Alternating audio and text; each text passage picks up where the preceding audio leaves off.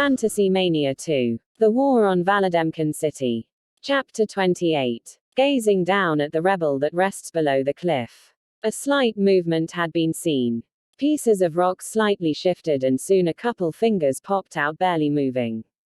Who could this be? Meanwhile, morning had come and Shidus along with the others had continued their trip to Waterfall City. They had a ways to go yet. But on the planet of Eronus, Blood Cry was up to no good. She had noticed several ships flying overhead to another location that was close to where she was.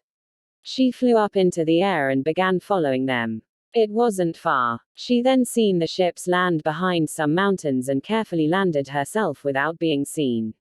She kept her eyes sharp. Because even though she is strong, she may not be strong enough to fight whatever they have. Soon a young man stepped out wearing a fancy suit and glasses. He then was escorted to an area of the desert and then something happened. A hidden door opened up in the ground and he began his way down. Blood Cry had no idea there was a hidden underground area. She had been here for a long time and didn't understand. She then went back to her place with the other outsiders and told them what she witnessed. She took a seat on the couch and one of her male friends that was a punk had said, "Well, we should check it out once they leave. There must be something very important in there, right?" Blood Cry laughed and said, "No shit." Soon they waited until the ships had left. Blood Cry didn't realize she was about to do something that would change her life forever. Soon Shidus had seen far away a very unusual place. One of the Krees came to her and said, "Well, we made it." She looked back and wondered why she had never seen it before.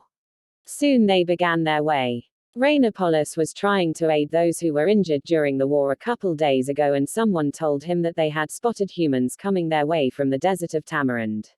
He turned around and looked. He noticed they had two of their people with them and wasn't very happy about it. He flew up into the air and extended his palm directly in their direction. Then Rainopolis built up the biggest ball of fire he could and then released it. Suddenly Shidus noticed something coming at them at incredible speed and Eiffel pushed her out of the way.